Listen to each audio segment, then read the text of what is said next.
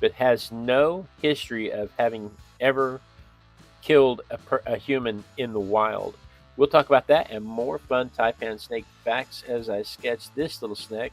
So let's just turn the page and get started.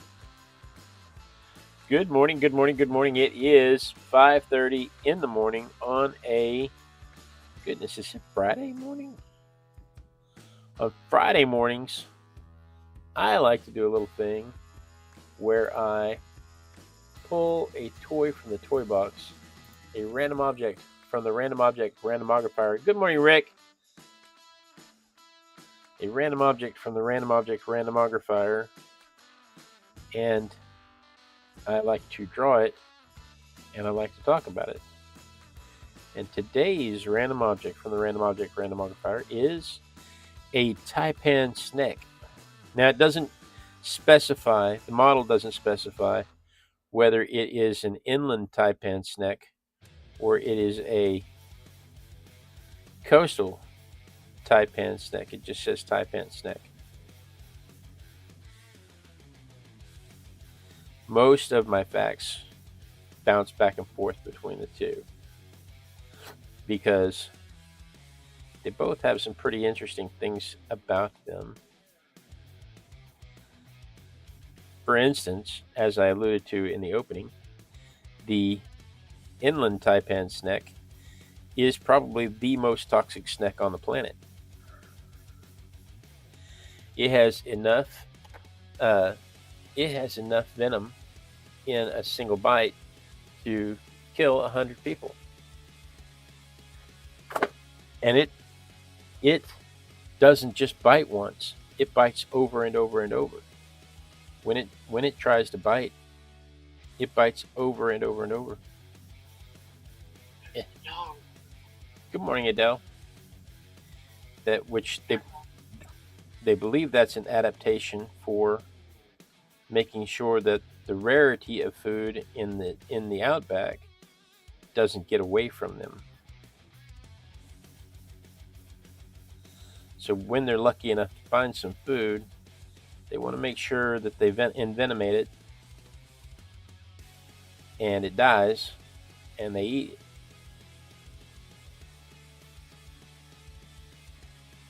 And their venom is a threefold monstrosity. It has a neurotoxin in it, which damages your nerves, causes your nervous system to shut down. It has a hemotoxin in it, which destroys your blood vessels or your blood cells and stops your blood from being able to carry oxygen. And it has a myotoxin in it, which causes your muscles to break down and stop working. It has all three of those things, as if any one of them is enough to kill a mouse. But it didn't feel like stopping. It just said, you know what? I want all the poisons. I want all the.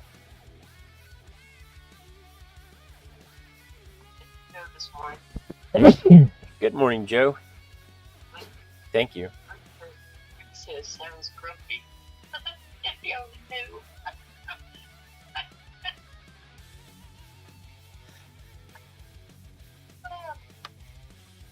But yeah, it decided it wanted all the poisons.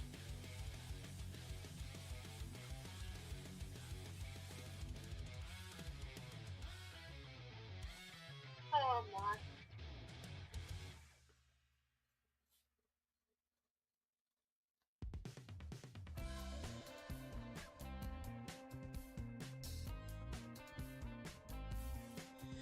They are brown and black in the summer. I'm sorry, in the winter. They are brown and black in the winter, and then they are tan and olive in the summer. They actually change colors throughout the seasons to get the most benefit out of the sunlight, to maximize their use of sunlight for thermal regulation, to control their body heat.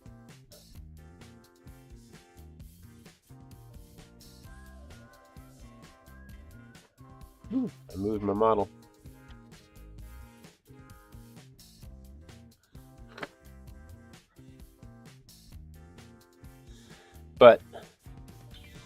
as I alluded to earlier, they are not vicious. They are quite shy. They don't like to be around the peoples. The venom is precious to them, just like it is with all the other animals. The venom is precious to them, so they don't want to waste it on humans, because even though they can kill a human, they can't eat a human, and so it's a waste of the venom. So when confronted by people, the first thing they will try to do is escape. They will try to get away. Most wild animals will try to get away before they do anything else. First thing they want is to escape. Good. They go their way, I'll go mine. Absolutely. Having failed in their effort to escape, they will coil up and they will bang their tail like a rattle. They don't have a rattle, but they'll vibrate and make noises, and they'll bow up at you to frighten you in an effort to remind you that they are a snake. And if that doesn't shoo you off, then they will bite you. But says he'll pass the danger noodle no matter how shy it is. There you go. Danger noodle. Danger noodle, exactly. This is a danger noodle. But again, this is a very shy danger noodle. This one does not want to interact with you. If you pretend you don't see this danger noodle and wander off, give it some distance and wander away from this danger noodle, this danger noodle will happily leave you alone. And you can happily coexist. Because it does not want anything to do with you. It is not vicious at all. Now, its cousin, the coastal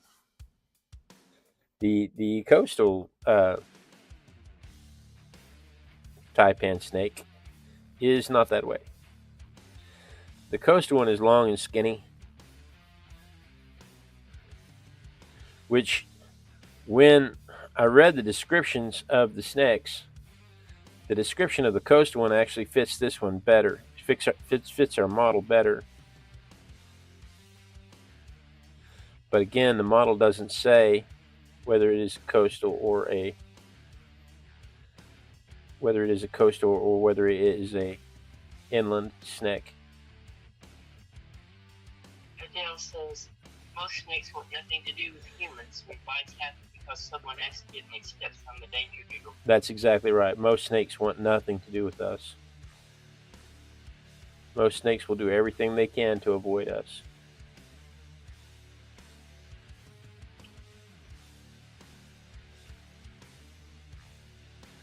I've got a friend. I should look up and see if Bill Flowers has drawn any of these. My friend Bill Flowers, I talk about him often. He's the snake artist on YouTube. He goes out into the wild. He and his lovely lady Jennifer are conservation artists. They both have come up working in the zoo systems in Australia, and Tasmanian devils are his pet project. But he really loves the herpetology also, and he will go out in the wild and he will look for the most dangerous critter he can find, and he will draw it. And he will lay down in the wilderness next to a rattlesnake, and he will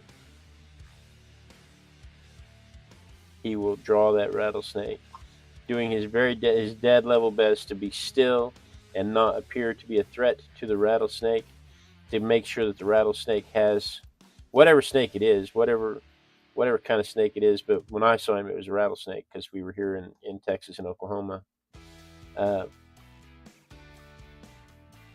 He will make sure that the snake understands it has a way to escape.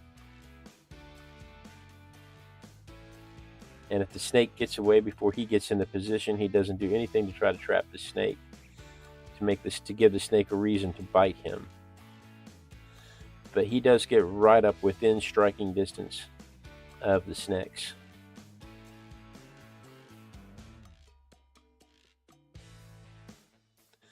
but he has an unnatural fear of squirrels.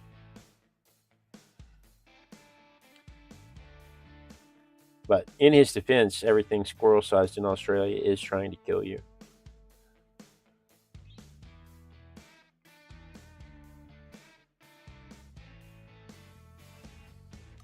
Whereas I have an unnatural fear of garden hoses. Because they look like snakes to me.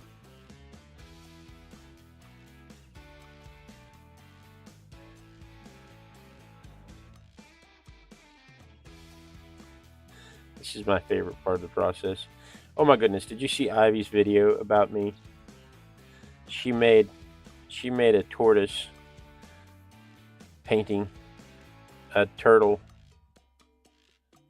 on canvas. She made an animation of a tortoise painting a turtle, and it's doing the shading part of the turtle, and it's looking back at the camera, and it's got a big white mustache, and it's looking back at the camera, and it says, "This is my favorite part." I probably never told you that. It's really very cute.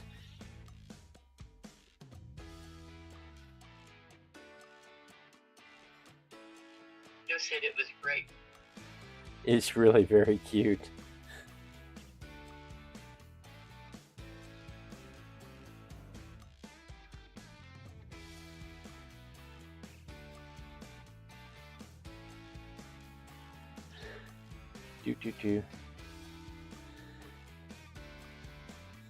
This particular snake is an elapid in the family. It's not a viper. All across Africa and Asia and Europe, you get vipers, and in the Americas, you get I guess it's a pseudo viper, a pit viper, not a true viper. It's a pit viper. Are the primary snakes, especially the venomous snakes, all across the rest of the world. But those snakes, vipers, never made it into Australia, and so you have these lapids that landed, and they differentiated into about 100 different species, which includes our little taipans here.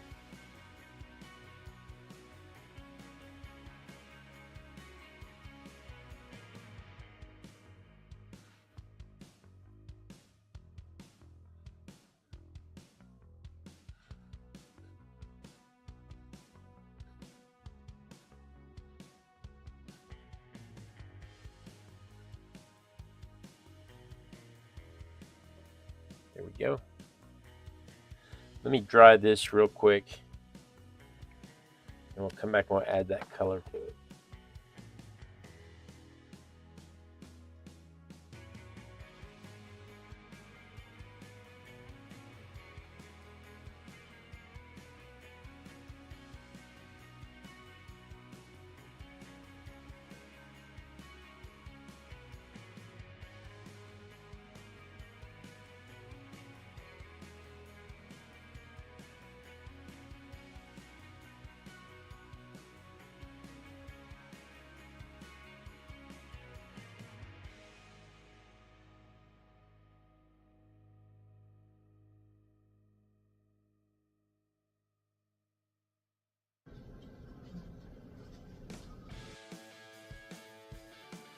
I don't know if I remember Bob Jennings. My mom is talking about Bob Jennings at the Oklahoma City Zoo. Who was the guy that went on Johnny Carson all the time? I remember him.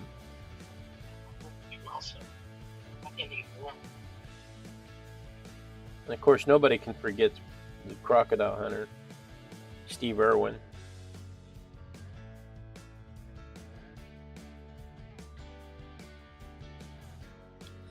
Put some vermilion down for Pamela to warm this up.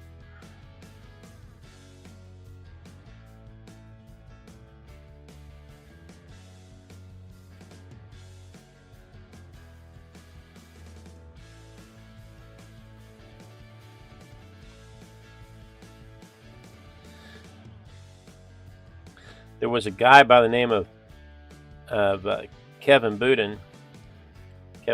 I'm not sure how to pronounce his last name, but Kevin in 1950 caught a coastal taipan in a laundry sack and managed to get it into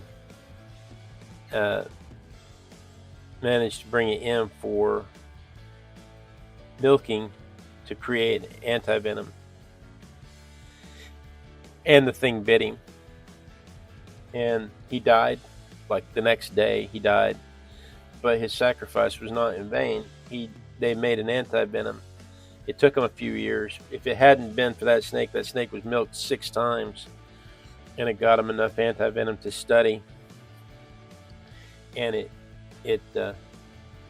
the very first year, it was the antivenom was officially released in 1955, and it worked for all taipan snakes, not just the coastal taipan. It worked for all taipan snakes, and it was officially released in 1955. And in 1955, an 11-year-old boy was bitten by a coastal snake, and the antivenom was available to save his life.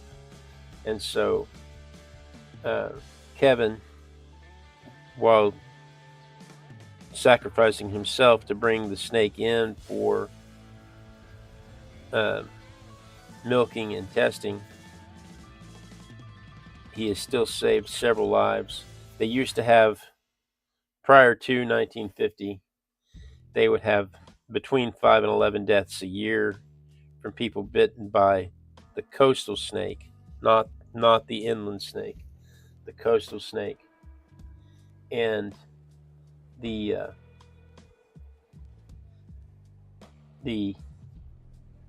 antivenom has brought that down. They've had 5 people die since, I want to say, 2005. The antivenom has become so popular that since 2005 they've only had 5 people die.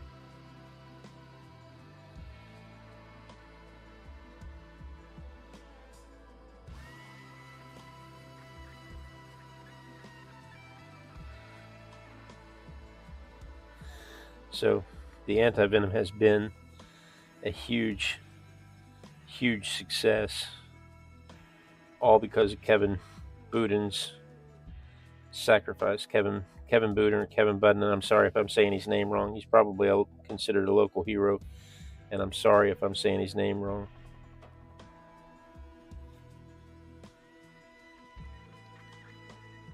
Maybe some of our Australian viewers can clue me in on how to say it better.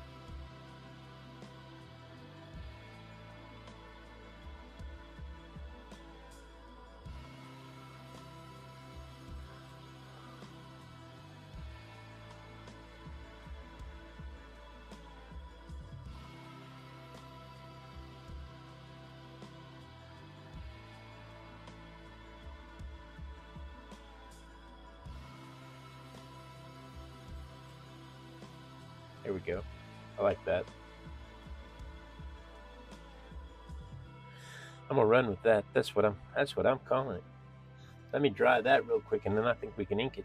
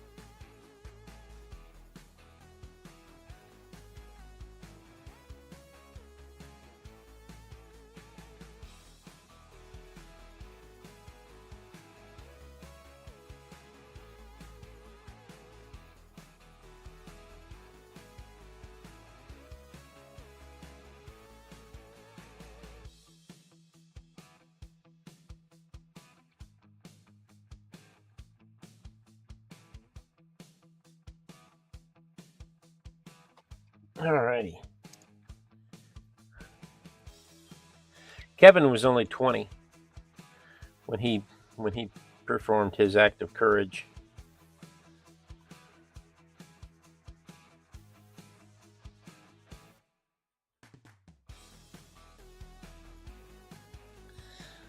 So he gave up his life early for science. But the like I said, the coastal snake has bitten a lot of people in the wild. The inland snake, there's no record of anybody dying from being bitten by the inland snake in the wild. In the lab, people get bitten from handling. Kind of like Adele said, it's people doing things they're not supposed to be doing with the snakes. No means no. When the snake says no, no means no.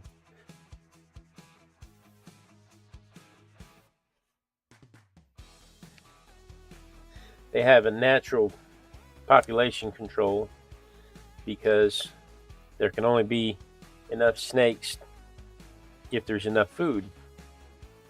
And so the rain cycle controls the number of rats in a given season, and the number of rats control the number of snakes. And so they don't really reproduce on a wild scale because they can't outpace the rats.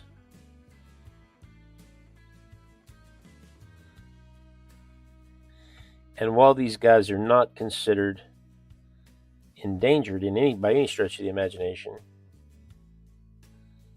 nobody's ever counted them. Near as we can tell, nobody's gone out and tried to get a baseline count of how many of them there are. But there doesn't seem to be a shortage of them. I don't even know how you count. You know that scene in Robots? Have you ever seen the Disney movie Robots, where Robin Williams' character is trying to count the bad guys? And he's like, there's only 5 of us, and there's 1, 2, 3, 4, 5. I think I counted that guy twice. You guys stop moving so I can count you.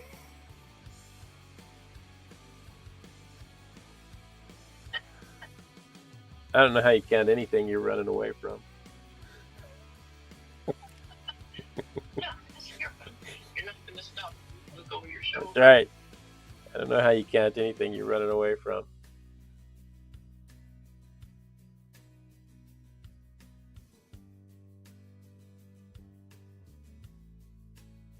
What is today? Today is the 8th of May.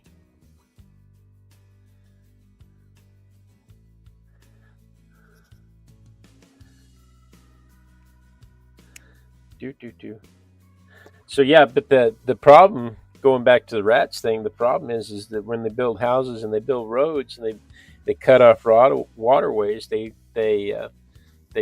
start causing dents in the rat population. When they start causing dents in the rat population, they start causing dents in the snake population. There's areas like Victoria where these things are considered, they're functionally extinct in the area that they were in that area, but they're not. There's not any concern because they're not extinct, continent wide.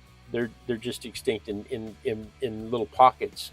But extinction in pockets means that the breeding population, the genetic flow can't flow naturally around the continent, and that eventually leads to differentiation, and that leads to more aggression in some snakes, less aggression in other snakes, pockets of toxicity.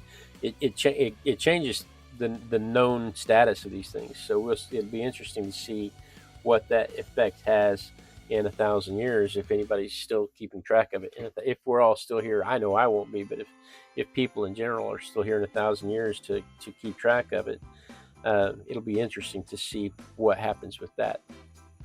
So that is my Taipan snake. That is my version of it compared to the photograph. Let's see what it looks like compared to from my perspective. Let's see. back. Okay, Joe says he's back. Bills are paid. He can recover from that horror watching me art. Thank you, Kevin, for your sacrifice. Mom says I did that yesterday, which is bill paying. I call it Mother's Day when I pay the bills because I pay them all. I pay all of them. Oh, you Joe.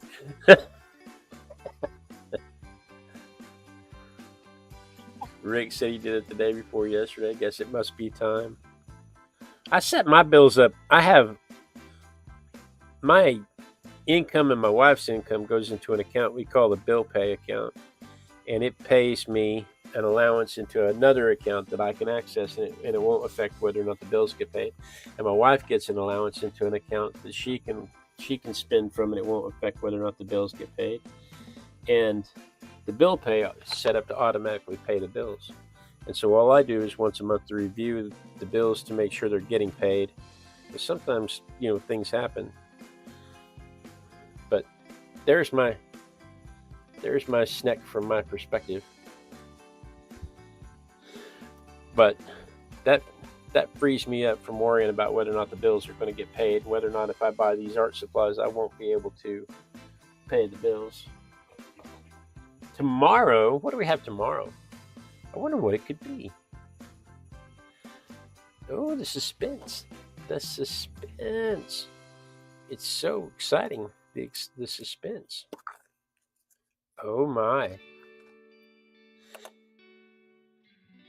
That was loud. This is an Argentine horned frog.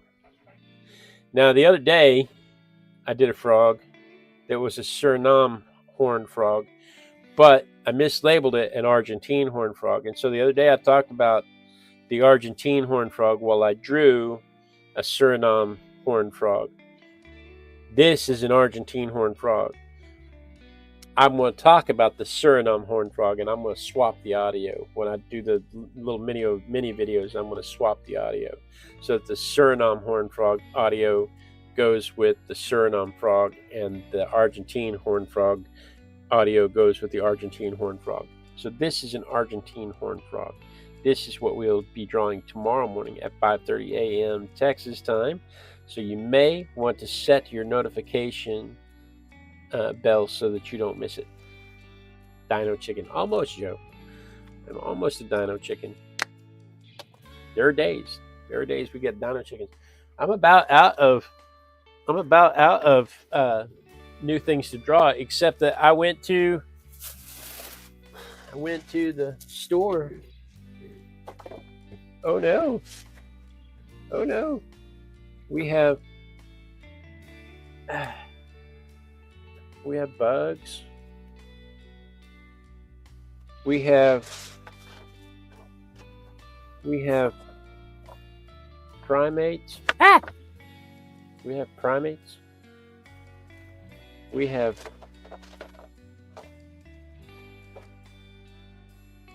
bunnies. We have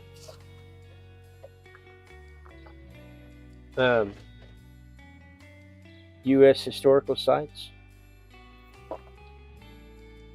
We have some neat stuff coming up, all in the next couple of weeks.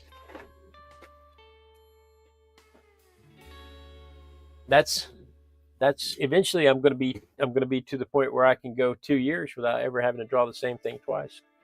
So guys, thank you so much for joining me. I do look forward to this every day when I get to art with my besties. It is my favorite time of the day. Just like last night on Thursday night was my favorite night of the week when I get to art with my besties. I do so enjoy it, especially when everybody shows up and we get some feedback going back and forth. It is a blast. I learned so much from you guys, and I have such a good time doing it. Be sure and tune in tomorrow, same Artistic Biker time, same Artistic Biker channel. And then we dance. We dance until somebody says they see me dancing. Joe, thank you for coming. Rick, thank you for coming. Adele, thank you for coming. Mom and Dad, thank you so much for coming. Pamela, thank you for coming. We dance until somebody says they see me dancing. It gives you a chance to click the clicky thingies this way if you're on the horizontal, or this way if you're on the vertical. If you didn't notice, my shirt is covered in my artwork. So that is very exciting for me. You guys have a fantastic day. The most important part about this is that I don't